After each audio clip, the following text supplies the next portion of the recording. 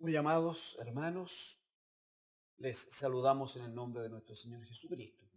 Un abrazo fraterno, con mucho afecto en el Señor. Saludamos también a algunas hermanas nuestras, algunos hermanos que han estado un poquito afectados en su salud. Queremos decirle que debe haber paz del Señor, amados. El Señor está por nosotros y con nosotros. Tenga paz del Señor. La oración de la iglesia es por todos nuestros hermanos que están viviendo alguna dificultad, ¿no? Así que el Señor les va a sacar adelante, el Señor les va a fortalecer y su espíritu les va a dar paz en el alma. Amén. También saludamos a aquellas personas, a aquellos amigos, damas y varones, que por primera, segunda, tercera vez están con nosotros, que han escuchado la palabra del Señor y se han sentido bendecidos. Les decimos bienvenidos. Es un gozo tenerles. Les abrazamos sinceramente en el amor del Señor. Amén. Quiero invitarles este día por causa de las experiencias que estos días nos traen a la mente, mayormente quienes por la gracia del Señor conocemos algo de las Escrituras. Entonces estos días nos provocan ciertos recuerdos y qué bueno es examinar un poquito las Escrituras, ¿no? Y ver cómo es que en ellas y por ellas nosotros somos enseñados. Amados hermanos, quiero invitarles a una revisión. No puede ser muy extensa, no puede ser. Pero quiero invitarles a un tiempo que tuvo el Señor Jesucristo de mucha intimidad con sus discípulos. Por favor, acompáñenme e introduzcámonos a la sala y al lugar donde el Señor estuvo allí tratando especial y específicamente con sus discípulos. Por favor, Evangelio de Juan, amados hermanos. Evangelio de Juan, capítulo 13.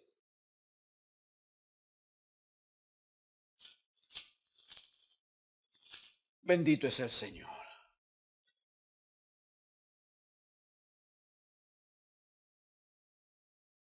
Evangelio de Juan. Eh, puede servirle a alguno de nuestros hermanos que allí donde está, revise nomás una frase en cada caso. Pero, por ejemplo, podría leer conmigo en el capítulo 12, verso 1. Dice: 6 días antes de la Pascua, vino Jesús a Betania, donde estaba Lázaro, que había estado muerto, y estuvo allí en Betania, o sea, públicamente. A eso quiero hacer notorio, ¿no? A eso quiero hacer referencia. Y estuvo públicamente en Betania con la gente. En el versículo 12 va a decir que al día siguiente grandes multitudes que habían venido a la fiesta, bueno, participaron con el Señor. Luego le visitaron unos griegos. Muy bien.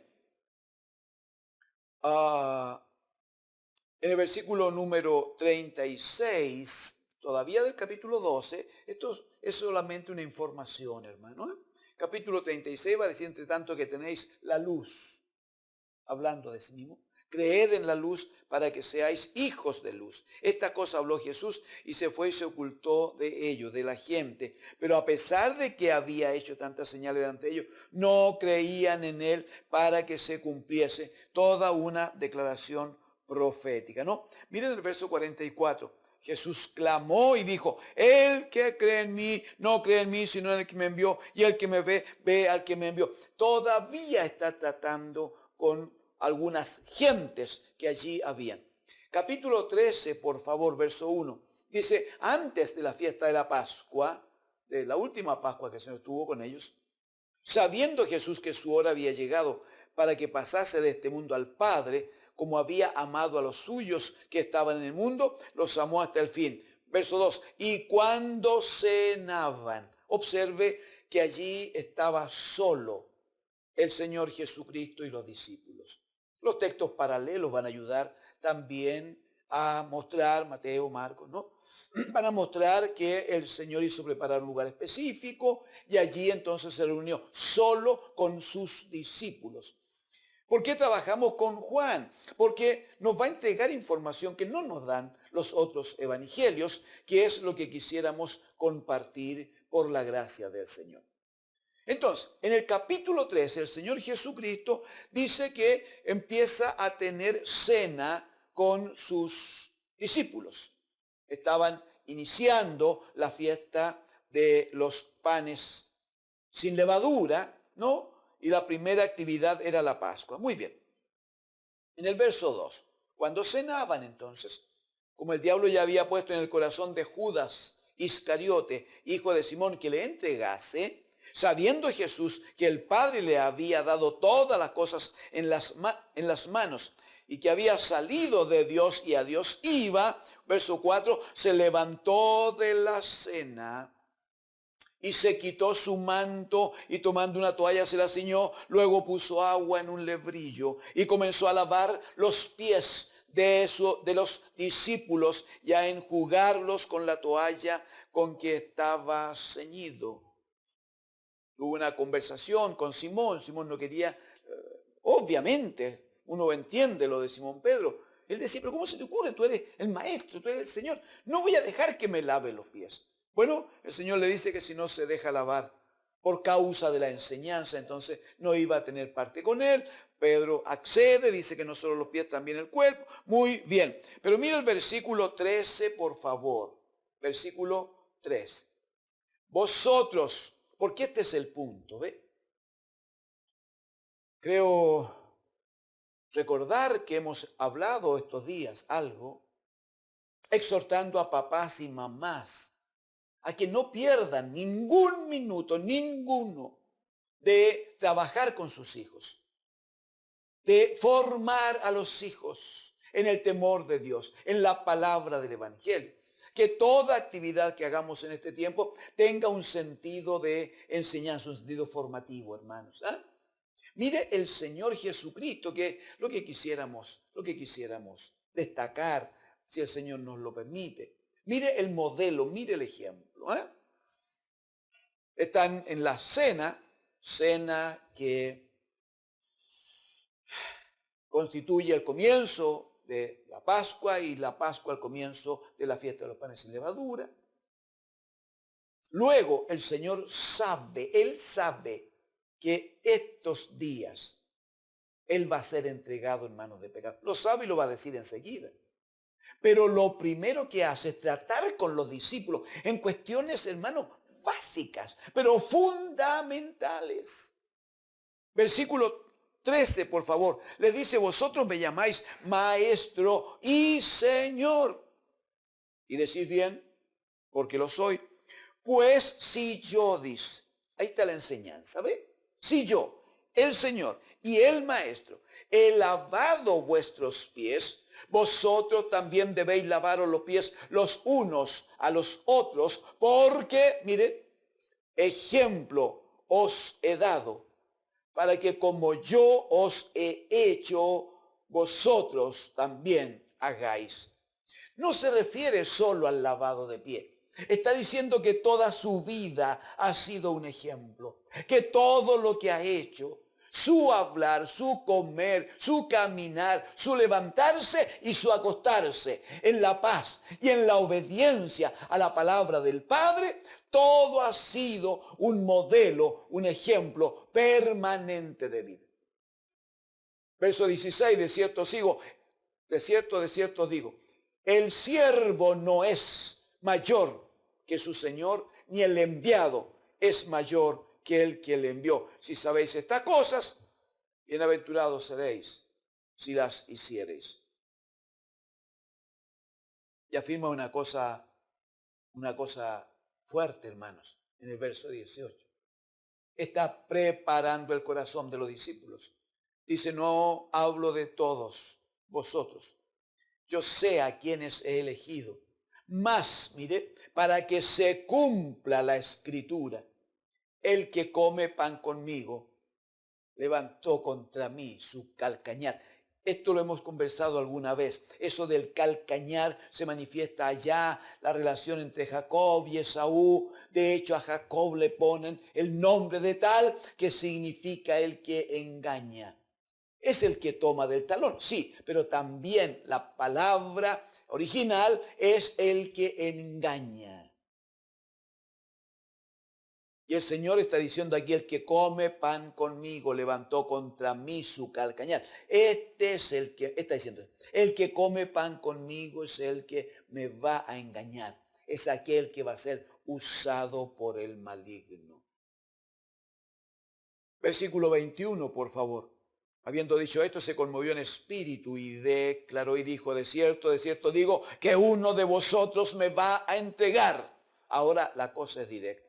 Entonces los discípulos se miraban unos a otros dudando de quién hablaba. Y uno de sus discípulos, al cual Jesús amaba, estaba recostado al lado de Jesús. A este, pues, hizo señas Simón Pedro para que preguntase quién era aquel de quien hablaba. Él entonces, este discípulo llamado Juan, recostado cerca del pecho de Jesús, le dijo, Señor, ¿quién es? Verso 26, Jesús respondió, a quien yo diere el pan mojado, aquel es. Y, atiende, mojando el pan, lo dio a Judas Iscariote, hijo de Simón. Después del bocado, Satanás entró en él. Entonces Jesús le dijo, lo que vas a hacer, hazlo más pronto.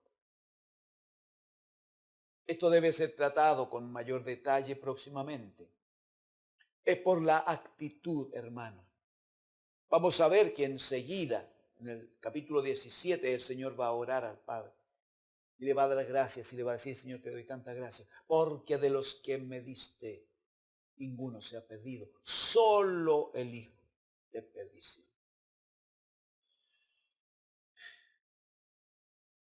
Hay que revisarlo con más calma por la actitud de amor del Señor Jesucristo.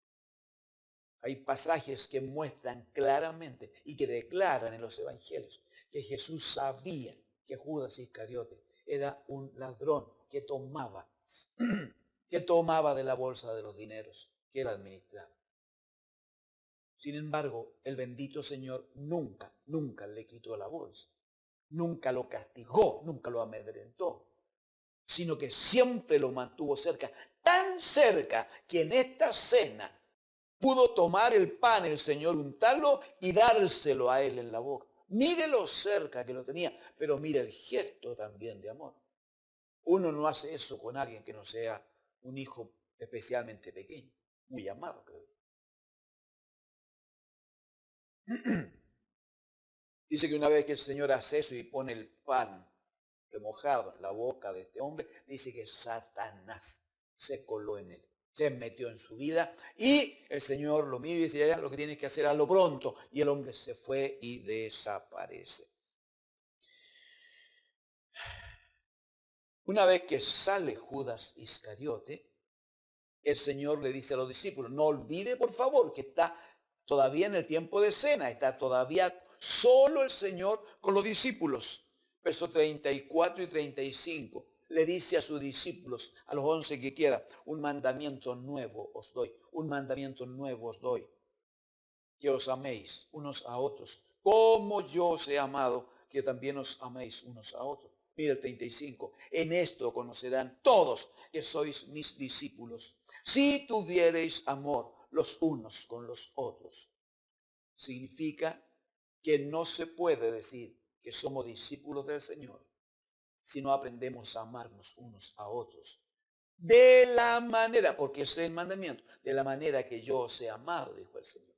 Que es un amor en que nada se pide, nada se exige. Es un amor que todo se da. Porque de tal manera amó Dios al mundo que ha dado a su Hijo unigénito. Lo dio todo el Padre, bendito sea. Eso es amor. No es lo que me tiene que dar el otro, es cuánto yo doy. Cómo me entrego por otro, por aquel que es amado del alma. A partir del verso 36, el Señor le anuncia a Simón, porque el Señor le dice, Señor, donde tú vayas yo voy, y si fuera necesario dar mi vida por ti, Señor le dice en el versículo 38, no cantará el gallo sin que me hayas negado 3 veces. Inmediatamente, porque la Biblia la tenemos separada en capítulos y versículos, cosa que agradecemos. Nos ayuda mucho para relacionarnos y para entender, hermanos. Honramos al Señor. Alabamos mucho al Señor por esto, por tener este santo libro con nosotros. Pero cuando estamos hablando de esta relación de Jesús con los discípulos, Él no habló por capítulos, usted lo entiende bien eso, pues. Fue toda una conversación, fue todo un tiempo de estar con ellos, mostrándoles verdades del Señor. Está usando el último tiempo, los últimos minutos, lo vamos a ver, yo espero alcancemos. Son los últimos minutos que Jesucristo tiene aquí en la tierra con sus discípulos. Y lo usa todo, no en función de Él, porque ese es el amor. No está diciendo, ya pues, háganme cariño, yo me voy a ir, ya pues, díganme que me vaya bien, deseenme suerte. No usa el Señor el tiempo en eso. Usa el Señor en estar a solas con los discípulos y hablarles y mostrarles ejemplos y decirles que deben conducirse de esa manera y no de otra.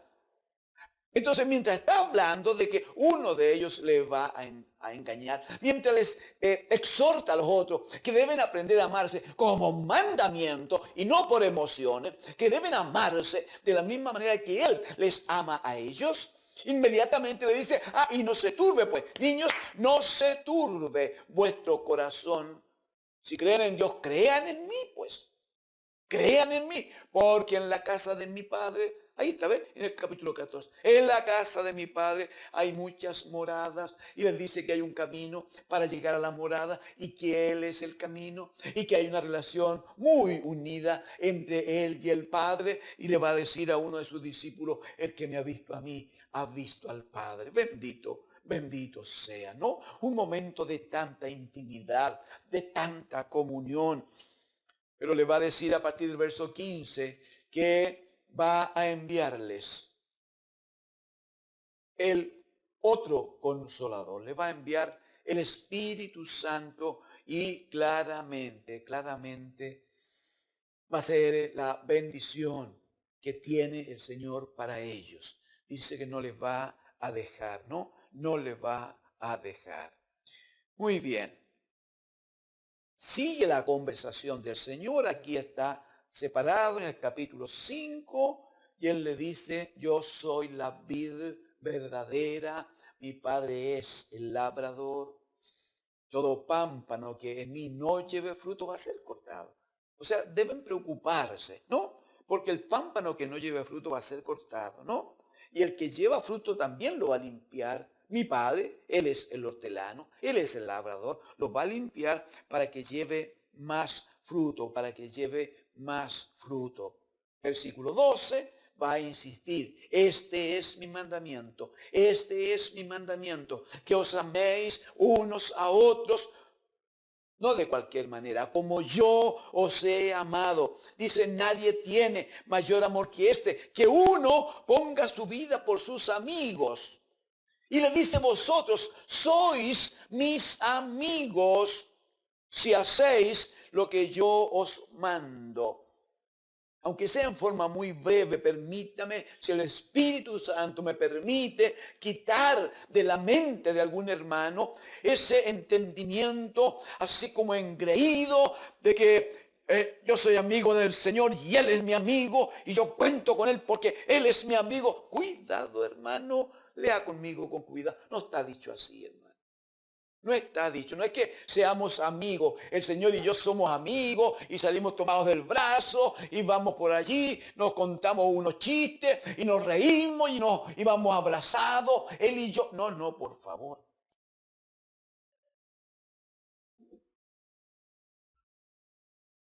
Lo primero que les dice es, en el verso número 13, nadie tiene mayor amor que este, que uno ponga su vida por sus amigos. O sea, si hay alguien que quiere mostrar mucho amor, es porque entonces tiene que estar dispuesto a dar su vida por los amigos. Eso está diciendo. Pero agrega inmediatamente, vosotros sois mis amigos. Lo que les está diciendo en primer lugar es que por causa de que les ama, ese es el punto, por causa de que les ama, Él está dispuesto a dar su vida por ellos y por nosotros, bendito sea. Eso está diciendo. Lo segundo que está diciendo es en el verso 14. Vosotros sois mis amigos si hacéis lo que yo os mando. O sea, aunque tengamos esta cercanía en que estoy dispuesto a dar mi vida por ustedes, pero aquí hay alguien que manda y los que obedecen. Aquí hay un principio de autoridad. Está diciendo eso. Van a ser mis amigos si hacen lo que yo mando. Ustedes van a ser considerados mis amigos. Eso es.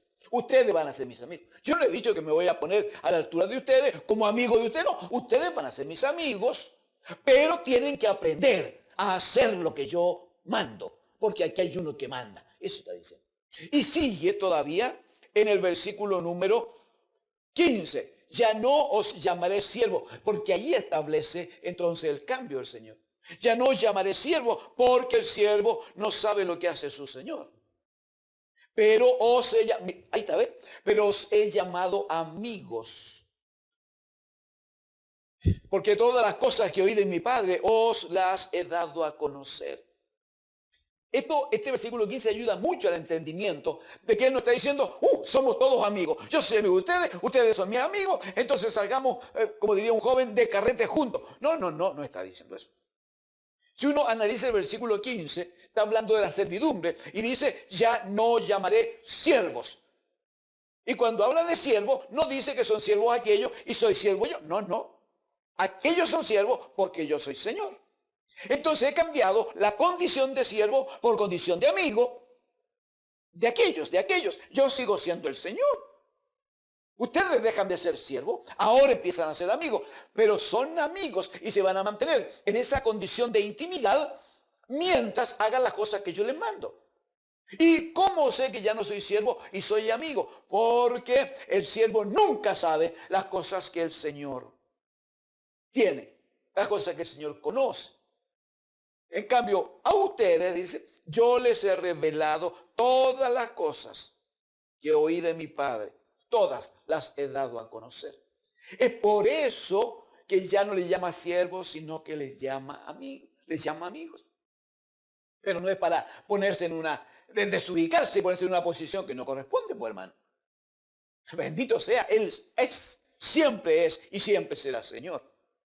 Mira el versículo 16, no me elegisteis vosotros a mí, sino yo, aleluya, sino yo os elegí a vosotros y os he puesto para que vayáis y llevéis fruto y vuestro fruto permanezca, para que todo lo que pidierais al Padre en mi nombre, Él os lo dé. Estos mando que os améis unos a otros. El versículo 16 va a estar, en el capítulo 16 va a estar centrado. Sigue el Señor solo con los discípulos. En el 16:1 va a decir esta cosa, os he hablado para que no tengáis tropiezo, para expulsarlos de la sinagoga. Está hablando solo con los discípulos, mi hermano. Me importa que guarde esta enseñanza por la gracia de Dios, porque aquí en el 16 va a volver a lo que ya les dijo en el 14 a partir del verso 15, cuando les anuncia lo del Espíritu Santo. Y va a volver a decirle entonces, especialmente en el verso 8, que cuando el Espíritu Santo venga, convencerá al mundo de pecado, de justicia y de juicio. De pecado va a decir porque no creen en mí. De justicia. Aleluya, porque yo voy al Padre. Y de juicio, porque Satanás ya está condenado. Bendito sea. Es un enemigo derrotado, vencido y condenado por Jesucristo, el bendito Hijo de Dios. Y en el capítulo 17, lo que hace el Señor es ponerse a orar delante del Padre. Ponerse a orar. Dice en el 17:1, estas cosas habló Jesús. Y levantando los ojos al cielo dijo, Padre, la hora ha llegado. Glorifica a tu Hijo para que también tu Hijo te glorifique a ti. Verso 2, como le has dado potestad sobre toda carne para que dé vida eterna a todo lo que le diste. Esta es la vida eterna, que te conozcan a ti, el único Dios verdadero, y a Jesucristo, a quien has enviado. La vida eterna, hermanos. No hay que esperar que venga y se manifieste Jesucristo en el arrebatamiento para iniciarla. La vida eterna la tenemos en Cristo, aquí y ahora. Porque la vida eterna es conocer a Dios el Padre y conocer a Jesucristo, su amado Hijo. El que tiene al Hijo tiene al Padre, dice la Escritura. Por tanto, si conocemos al Padre y a su bendito Hijo, significa que la vida eterna ya está en nosotros. Vívala, gócese, vaya adelante, proclame a Jesucristo como Señor. Viva lleno de gozo en la justicia y en la paz de Cristo, el bendito Hijo de Dios. Mire el versículo 5, por favor, dice ahora, pues Padre, no olvide que está orando el Señor. Allí, seguramente rodeado por los discípulos. Ahora, pues Padre, glorifícame tú al lado tuyo, dice. Con aquella gloria que tuve contigo antes, aleluya, antes que el mundo fuese, Versículo 14, por favor, yo les he dado tu palabra. Y el mundo los aborreció, porque no son del mundo. Ay, ¿cómo es eso que no son del mundo? Pero es que como tampoco dice, yo soy del mundo. ¿Qué figura tan linda usa? Porque nos pone a su nivel, nos pone como Él. Dice, no son del mundo, como yo, dice, no soy del mundo. O sea, porque yo no soy del mundo, tampoco estos son del mundo. Pero mire qué cosa tan linda. El apóstol Pablo va a escribir allá a los filipenses y va a decir que nuestra ciudadanía, ¿recuerda? Nuestra ciudadanía está en los cielos, de donde esperamos al Salvador, nuestro Señor Jesucristo, el cual transformará el cuerpo de la humillación nuestra para que sea semejante, aleluya, al cuerpo de la gloria suya. Verso 15, no ruego que los quites del mundo, está hablando de nosotros, hermano. No ruego que los quites del mundo, sino que los guardes del mal. No son del mundo, y otra vez la comparación, como tampoco yo soy del mundo, santifícalos en tu verdad. Tu palabra es verdad. 18:1, por favor. Habiendo dicho estas cosas, salió con sus discípulos al otro lado del torrente de Cedrón, donde había un huerto en el cual entró con sus discípulos. O sea, usted observa que aquí se rompe. Ya estuvo con los discípulos, ya les dio instrucciones, ya les mandó a que se amaran como el mismo Señor les había amado. Ya les ofreció que había lugar en la casa del Padre. Ya les dijo que no estarían nunca solo, sino que el Espíritu Santo vendría a estar con ellos, a guiarles, a ayudarles, a bendecirles. Luego se pone, insisto, creo yo, se hizo una rueda y él levanta sus ojos y sus brazos al Padre y ora, no ora por él, fíjese. En ese tiempo, hermano, estaba a minutos de que lo tomaran, lo agarraran y lo llevaran y luego de horas de que lo asesinaran. Y no ora por él, ora por sus discípulos. Ora por los amados, ora por los que, como dice él, por los que me diste. Por ellos está orando. No ocupa tiempo en él. ¿Sabe por qué? Entre otras cosas. Porque él dependía del Padre y confiaba en el Padre. Porque él sabía que mientras estuviera en la comisión del Padre, el Padre le iba a cubrir. El Padre no le iba a desamparar. El Señor lo va a decir después resucitado, lo va a decir a los apóstoles, vayan y prediquen, vayan y hagan discípulos, y he aquí, yo estaré con vosotros todos los días hasta el fin del mundo. Jesucristo sabía que el que está bajo comisión en obediencia nunca está solo. Por eso es que él no le pide al Padre, ayúdame y acompáñame. Ora por sus discípulos. Termina de orar al Padre y dice que sale entonces con los discípulos al otro lado del torrente de Cedrón, donde había un huerto. Allí entró. Ese lugar era conocido por Judas, el que le iba a entregar. Versículo 3, por favor, del capítulo 18. Judas, pues, tomando una compañía de soldados y alguaciles de los principales sacerdotes y de los fariseos, fue allí con linterna y antorcha y con armas. Pero Jesús, sabiendo todas las cosas que le habían de sobrevenir, se adelantó y le dijo, ¿a qué buscáis? Le respondieron, a Jesús Nazareno. Jesús le dijo, yo soy. Aleluya. También estaba también con ellos Judas, el que le entregaba. Cuando le dijo, yo soy, retrocedieron y cayeron a tierra. Hermano, lindo eso. Ese no es un yo soy cualquiera, por si acaso. No es una frase dicha por él.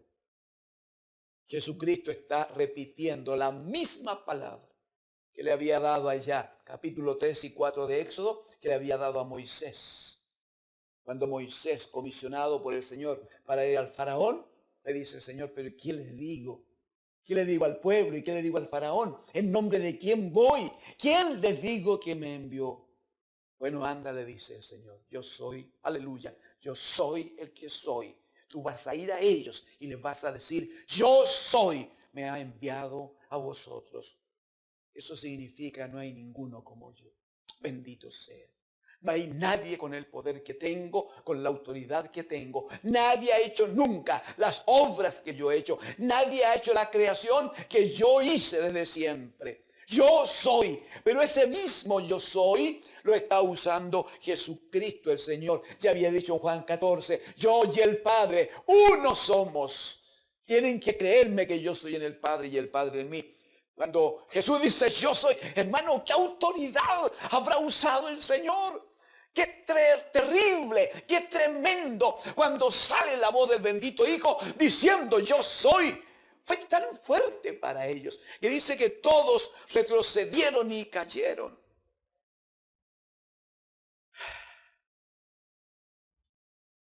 Se juntó allí el tumulto. Una vez que se repusieron, tomaron al Señor. El Señor exigió que a todos los discípulos fueran liberados para que se cumpliese lo que había orado recién. De los que me diste, ninguno se perdió. Aleluya, ninguno se perdió. Entonces Simón Pedro toma una espada por allí, tira el golpe y le alcanza a cortar la oreja a un soldado. Y el Señor dice que le dice a Pedro, mete, en el verso 11, ¿no? Mete tu espada en la vaina. La copa, mire qué hermoso. La copa que el Padre me ha dado. Pregunta, ¿no la he de beber? Amados, hay algunos momentos, algunas situaciones en las que el Padre nos ha dado una copa para beber. Algunas hermanas nuestras, hermanos nuestros están viviendo en este momento. Están pasando por una copa que el Padre les ha permitido. No estoy aquí para juzgarle. No voy a decir si ha habido o no ha habido algún pecado porque primero no me compete, segundo no debo hacerlo y tercero no lo sé. Lo que debo decir es que no te ocurre nada a ti ni a mí, a ninguno de nosotros. No ocurre nada sin la gloriosa voluntad, sin la potestad, sin el gobierno de Dios el Padre a través de Jesucristo, su amado Hijo. Nada nos ocurre. Por tanto, si estás pasando por una copa amarga, difícil de beber, reconoce que es una copa que el Padre ha permitido para ti. El Padre te ha dado a beber esa copa. Aprendamos hoy a decir como Jesucristo, la copa que el Padre me ha dado, ¿acaso no la voy a beber? Debo obedecer en todo, también en esos momentos difíciles. De hecho, vamos a orar para que el Espíritu de vida del Padre se manifieste en aquellos hermanos y hermanas que están viviendo estos tiempos en su hogar, en el matrimonio, en la familia, con alguna situación de enfermedad, porque hay algunas cosas que son difíciles. Orábamos hace minutos atrás por la sobrina de un amado hermano nuestro que ha estado con dificultades de fuerte enfermedad, grave enfermedad. Pero Jesucristo dijo, yo he venido para que tengan vida y vida en abundancia. Oremos juntos. En el nombre de Jesús, Padre, rogamos que tu mano poderosa se manifieste en la vida de nuestros hermanos, de nuestras amadas hermanas. Señor, el Espíritu de Cristo, aquel que fue tentado en todo, pero sin pecado, aquel que sufrió tal contradicción de pecadores sobre sí mismo. Señor, aquel que fue tan maltratado y humillado, aquel que sabe lo que es el dolor, varón de dolores, experimentado en quebranto, así decía la profecía. Señor, tú que sabes lo que es pasarlo con dolor, con llanto, con clamor y lágrimas, rogamos que te manifiestes a la casa de tus hijos ahora. Manifiéstate a tu amada iglesia, Señor, y permita por su gracia atender las peticiones de cada una de las familias, Señor. Cada hermano ahora, papito, va a pedir por su casa. Va a pedir por la familia, va a pedir si hay algún enfermo por liberación y sanidad. Si hay alguna dificultad, va a pedir la hermana, el hermano por la situación que está viviendo. Padre, en el nombre de Jesús, ruego les reciba ahora y manifieste su gloria en ellos, para que el nombre de Cristo sea exaltado. Para gloria de tu nombre, papito, gracias. Tú eres bendito.